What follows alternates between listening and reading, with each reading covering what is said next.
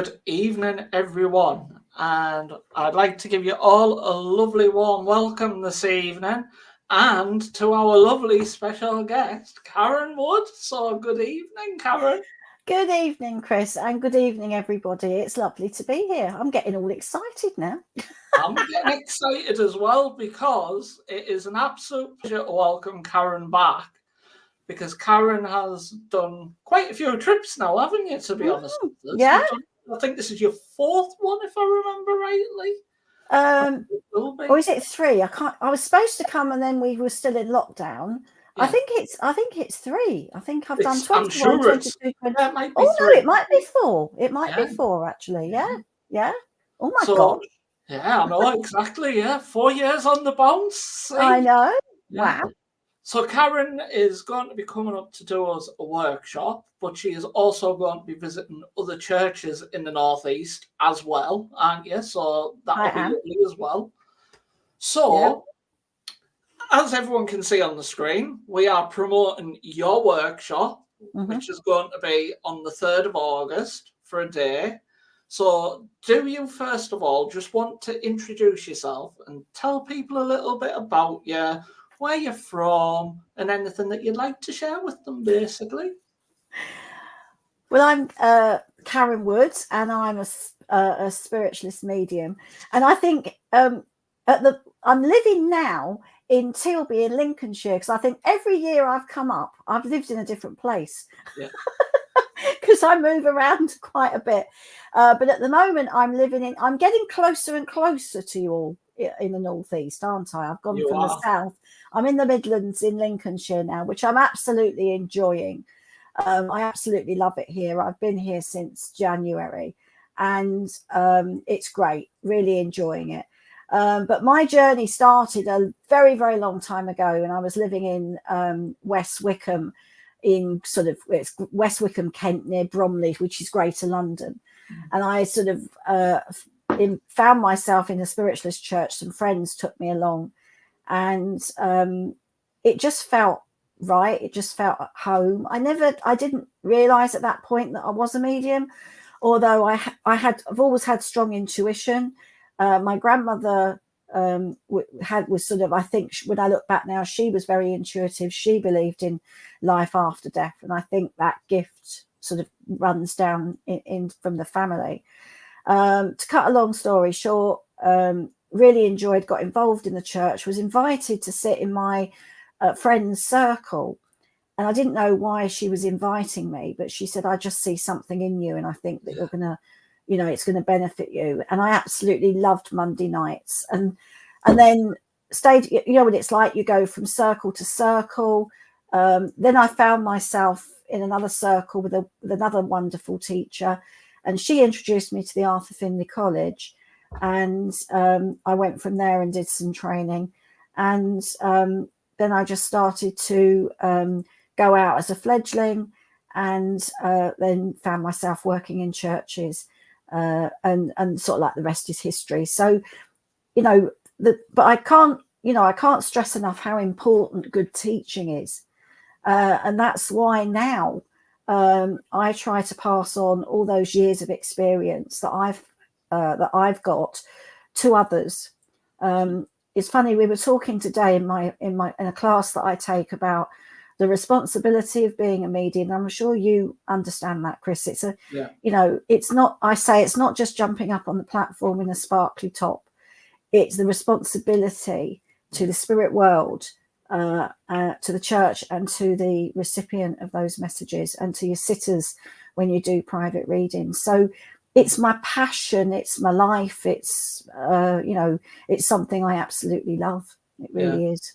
And I think that's the thing, though, isn't it? It's like you've got to go out to explore and find like what it is that you're wanting to do, isn't it, along your journey and things. I've started going out to a lot more open circles as well now, which is good, because you're seeing people that you don't know, even though you've got your regular churches and things. But it's nice to be able to go and see how other people are working as well. Well, that's the great thing. What happened with Zoom? I mean, the lockdown was and the pandemic was awful. But Zoom opened up, and I'll be honest with you, I thought it was a Commodore's song and an ice lolly. That, you know, and then I realised that it was a platform that people could get together. You know, to me it was just the song. But then, of course, I met you through Zoom. Yeah. And I started serving different places, different countries, and it sort of opened up so many different places for me.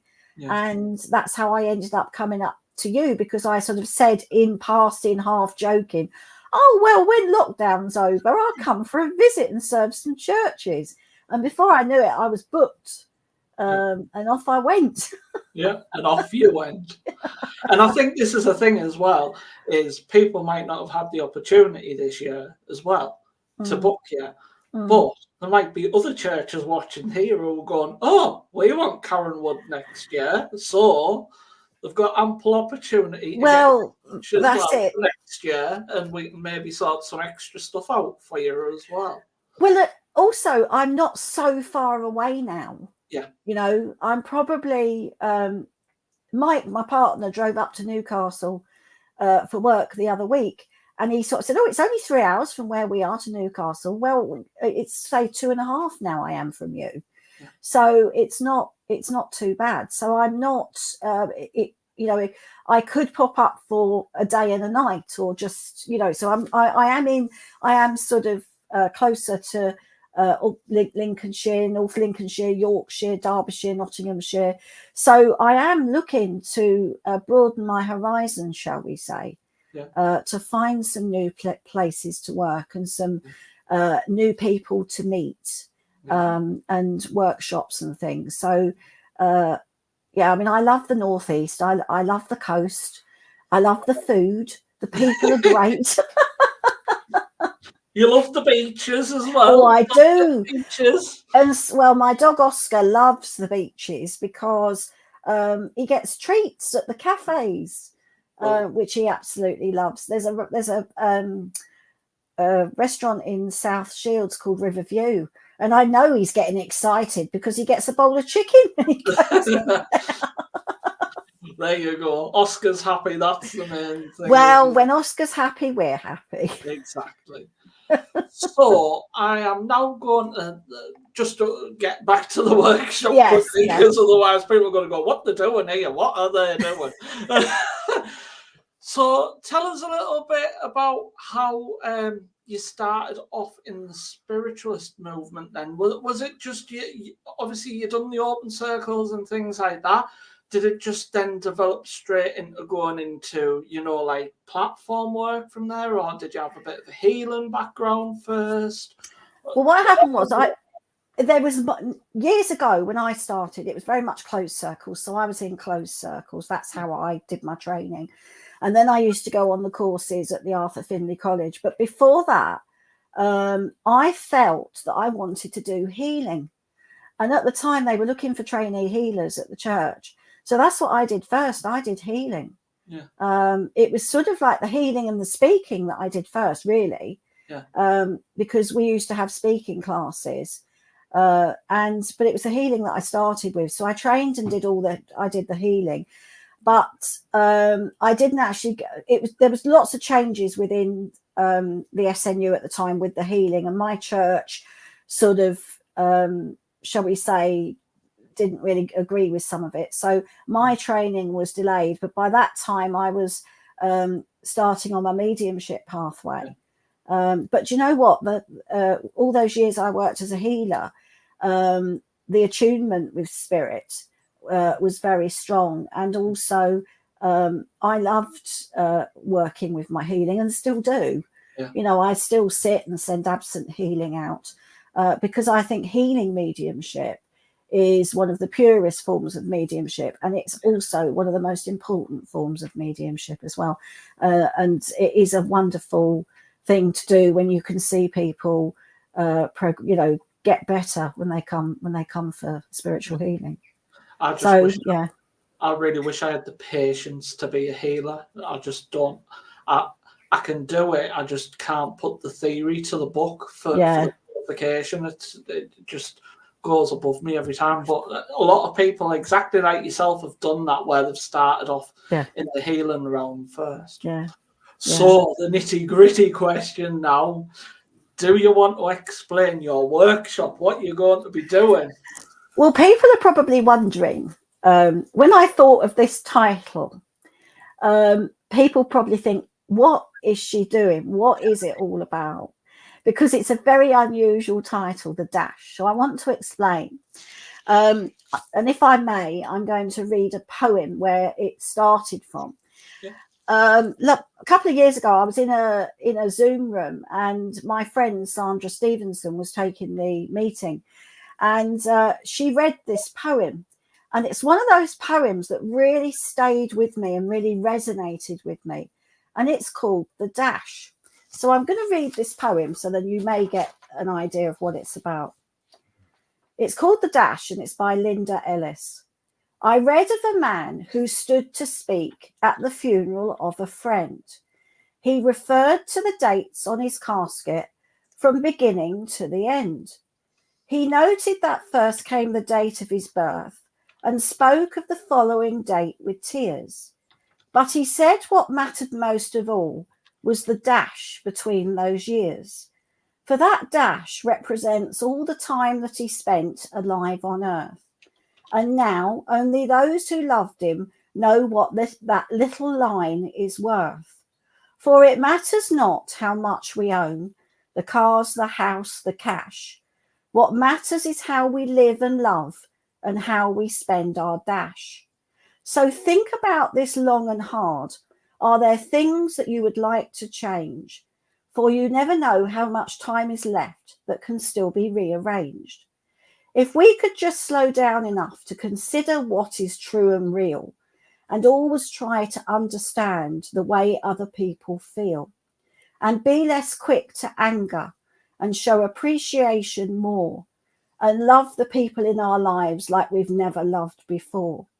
If we treat each other with respect and more often wear a smile, remembering that this special dash might only last a little while. So when your eulogy is being read, with your life's actions to rehash, would you be proud of the things they say about how you spent your dash? So when I heard that, I just thought that tiny little line is the story of the communicator's life. Yeah. And it's sort of and I think if we look at the communicator's life as a story, then it's not like the checklist. Yeah. Do you so if we get to know that communicator and understand that communicator, what made them tick, who did they love, why did they love, what were they passionate about? And so when you say to someone, so what did you die of? Where did you live? How many children? It's sort of, but if you say to somebody, tell me your story, share what's important. So that's what we're going to be working with, the story and the essence. And also it engages the medium, because I've noticed and I never teach what I don't do myself. So when I say to communicators, share your story with me, that blending becomes stronger, because you're sort of, and they're using all our memories and all our experiences to share their story. So it's looking at things in a different way, which helps the mediums to trust more. So it's about the story, really, of the communicator, and finding out as much as we can about that person's life to honour that spirit communicator, that mum, that dad, that granddad, that person. And you see, I think the thing is as well, is when you go into a spiritist church, so forgetting committee side of things here, if I was to put my congregation head on, which, you know, I've sat in the congregation a lot, and it's about when you get them messages sometimes, spirit aren't really forthcoming with the information either in regards to who they are or what link they're on initially, because obviously they want us to remember them for who they were. Yeah. And that's the description that they're given. But, you know, it's like giving them little extra snippets that you're talking about there just gives that extra bit of comfort. And it also gives yourself, I believe, the recognition that you deserve for what you're doing with Spirit as well, isn't it, Ray? Because it makes the communication flow a lot better. And obviously your sitter in the congregation is understanding what you're talking about a lot more, hopefully, Yeah. that story of the person. Yeah. So, for instance, you know, I did this exercise when I was at Spirit Quest in February, and I practiced it. And we're going to be doing this exercise when I come up to you. It's about what's important or what stands out about someone. And so I know with you, Chris, that your family, your church, and Jack is like your, you know, that's your world. I know that. So when you get somebody to talk about their passions in life, so when you say to a communicator, when you blend with them and you say, tell me what's important, then you know yourself, when you start thinking about what's important to you, I mean, you and I can talk about our dogs until the cows come home. We love sharing stories about our dogs. So it could be that a communicator loved his dog or loved a sport. You know, Mike has just sort of taken up canoeing. So if they start talking about their passions in life, what was important to them, other information will come out as well.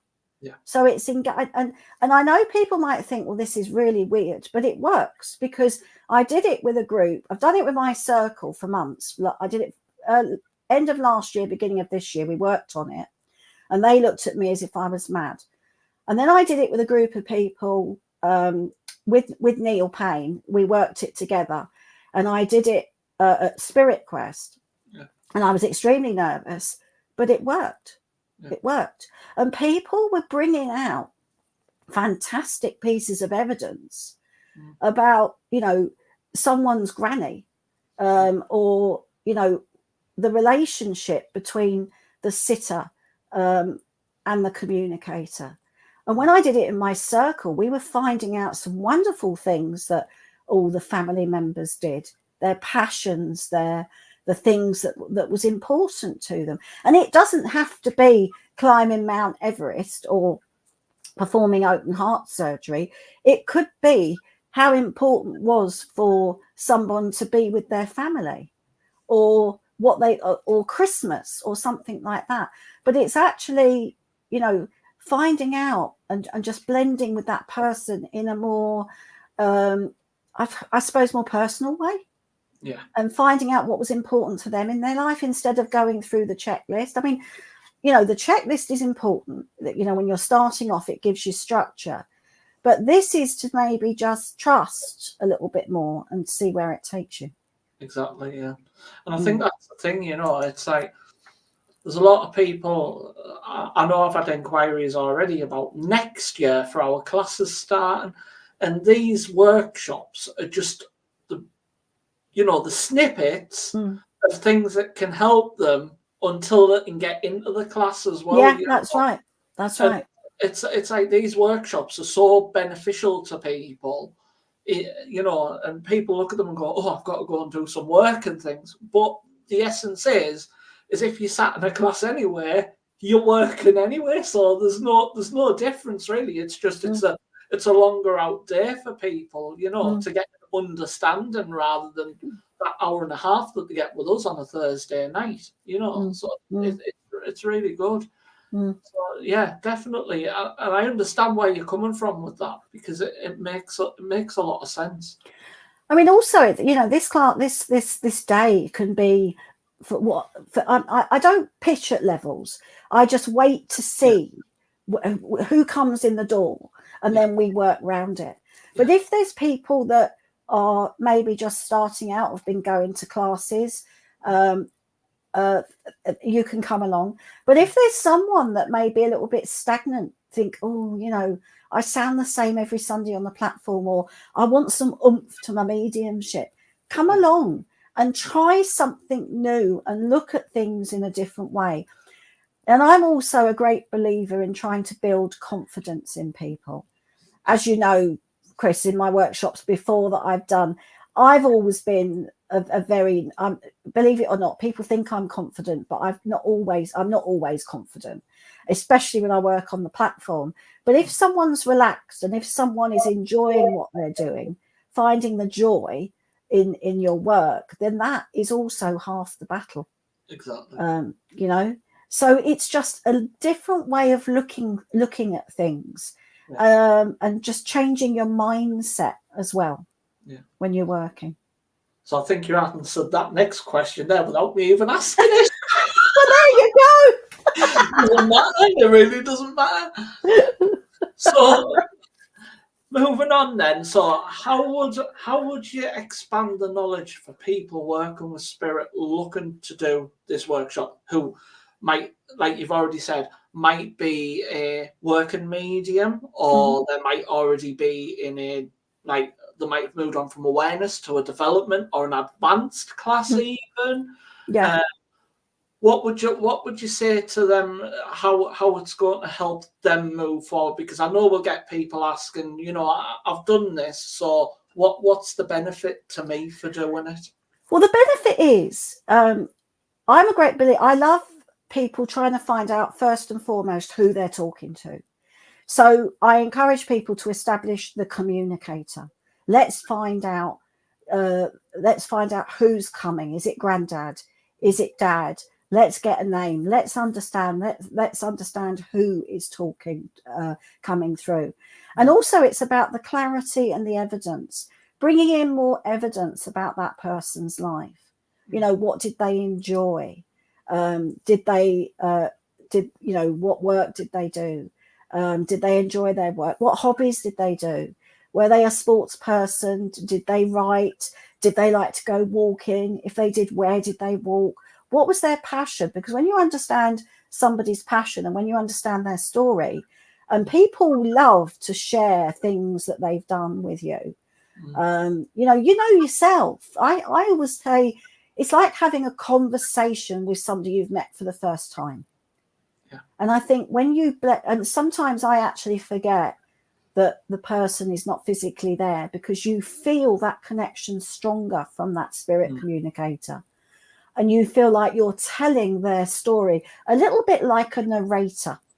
You know, when you get a narrator of a story, that's sort of what you're telling this person's story with deeper detail and more evidence. So that's the aim of this workshop. Brilliant. So obviously we've spoken about expanding and how they're going to expand their knowledge there.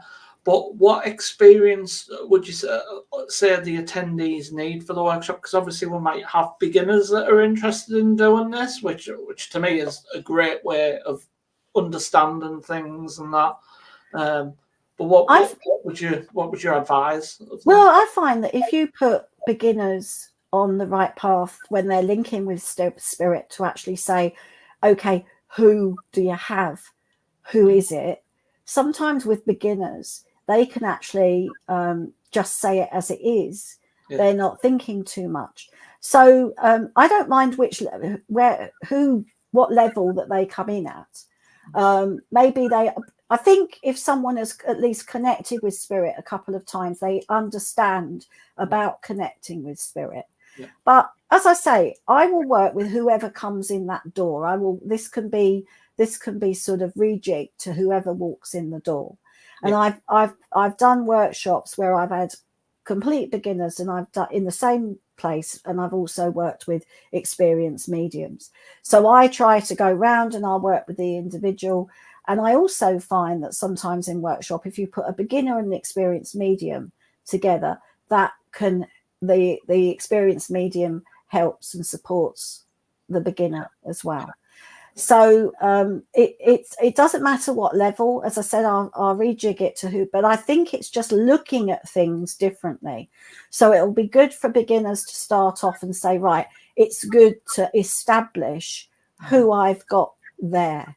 And if they take that away from the day in their mindset, right, hello, my name's Karen, who are you? If they can actually establish the communicator and get a bit of information, wonderful. Yeah. With intermediates and more advanced students, if they can sort of push the boundaries of their evidence and get more clarity and more essence to the personality, then that will suit them as well. So it's going to be something, hopefully something for everybody. I think the thing is, as well as I remember last year, someone approached me and said, "Oh, I'd like to do a refresher," and I think like this is probably ideal for that. Absolutely. As I say, you know, I never give my students what I don't try myself. Yeah. And when I first came up with this idea, I got my circle group together, and I actually said, right, I'm working tonight because I want to try it before I try it on the platform. Yeah. So we did it in circle, and then I took it out onto the platform with me. Yeah. And I use the exercise, and I have to say that it's sort of made me look at things differently within my mediumship. Yeah. Brilliant. So, and I sort of got this exercise just while I was sitting quietly. And, you know, it's about the story and honoring that story from the spirit communicator. Well, they're in for a treat with this one. We just need to get the bums on seats, and it'll be a great day. Well, we've already got some bums on seats, so good. Yeah, we've got some booked on already. So next one, obviously, it's called a workshop for a reason. It's a workshop, but what will the attendees be expected to do on the day? Obviously, we're going to be doing some communication and things like that, but is it, you know, they're going to be working in groups, I'm guessing, and things like that? We're going to be, there will be some platform work, so they'll get up and do a contact in front of people. We'll do some one-to-one stuff. Again, depending on the day. I mean, I could do it in a small group. If people don't want to get up in front of everybody, we can split it into small groups and everybody takes a turn. We'll do one-to-ones. All I need is enthusiasm. You know, and obviously you've got to bring a packed lunch on the day, but we just need some enthusiasm and, you know, love and laughter, really. You know, I'm passionate about my work. I try to encourage and get people to work, but I'm not forceful or too strict. But but I'm supportive, and I will encourage, and I will be with you every step of the way. And I can second that one. You definitely do that one without a shadow of a doubt. I can definitely hold my hand up and agree with that one. And also, there will be music, because you know what I'm like, Chris. I do love a bit of music. Well, you've got a good thing here this year, because we just had a new sound system put in. So, have you got your flip chart yet? That's what I want to know. Not yet. So I've got to lug mine all the way. I might try and get one before then. So, obviously, you've said that they need to bring a packed lunch on the day as well. So, do they need to bring anything else? So, obviously, we sometimes say bring pen and paper along with you in case you want to make any notes. Yeah, bring a notebook if you want to. I will, if there's anything else that we're doing, I'll bring it. But just bring your positivity, your enthusiasm, and your willingness to work, because you will all be working on the day. Yeah. And I think Karen's just answered that last question as well, which was going to be, what will the attendees learn from the day? But I think she just answered that in one, which is the positivity. Yeah. And obviously working together as like-minded people, which is exactly what it is. The joy of blending with the spirit world. And I think that's the thing, you know, we have to enjoy it, because that's what we're here for at the end of the day. As much as we love giving that communication out to people, it is also about enjoying the journey that you're going on, isn't it? Absolutely. Yeah, absolutely. Yeah. So, now for the plug for you. which is Karen will be coming to Norton on Saturday, the 3rd of August, 2024. I'm glad she made the poster and not me, because I probably would have put the wrong year on it like I did a couple of posters ago. And she'll be with us from 10 a.m. to 4:30 p.m. So doors will open at 9:30 in the morning. We like you to get there a little bit earlier so you can get settled, you can get yourself a cup of tea, get to know a few people as well that are going to be on the course with you. And the course will be taking place at the church. It's going to be £20 for members and £25 for non-members. You don't need to bring your own packed lunch with you. We are asking for a £10 non-refundable deposit as well, which secures your place for the day. Karen will be setting some numbers on it. She'll be letting me know, so I know how many numbers that I need to plan for maximum as part of the group. But as I say, it'll be 12 till 4:30, and there'll be a dinner break, and there'll be refreshments included in between as well. So there will be refreshment breaks and things as well. So you won't be working 150% all the way through. No, we will have a coffee break, a very quick coffee break in the morning. Lunch and a quick tea break in the afternoon, so that you can just relax, make sure that you have a biscuit if you need to or whatever. But it's going to be fun, and I'm there to help, to encourage, so that we can get some wonderful mediums onto our platforms. And that's it, exactly. So to book on the course, all you need to do is either phone the number that's on the poster there, email us, which is on the poster there, or you can see us in church directly to book onto the course. We will accept bank transfer as well. So if you are interested in doing that, please message us. The church will not message you asking for bank details, because we are aware that there is a lot of scammers out there that would be possibly watching this video and start contacting people directly saying you need to pay your deposit. We will not ask you for the deposit until you initiate a conversation with us directly. And you can contact us on the church Facebook page or Facebook group, and via the communication methods that are there on the poster as well. So I think we've covered everything that we can possibly cover there, to be honest with you. I think we have. I think we have. So I want to say on behalf of myself, which I'm going to let Karen do for herself in a minute as well, is I want to say thank you very much for joining us this evening. I want to say we hope to see you soon on this workshop, because I am sure you will have an absolutely cracking day with Karen. So for me, I'm going to say thank you. I'm going to hand over to Karen to say her thank yous. Well, I can't wait to come up to the Northeast again, and I'm so looking forward to meeting old friends and making new ones. So come and join us for a fun day at Norton Christian Spiritualist Church, because as well as it being my workshop and when I'm there, it's a lovely church to be part of. So if you've not been before, go along, and I hope to see you all soon on Saturday, the 3rd of August. Thank you and good night. Thank you very much, everybody, and good night.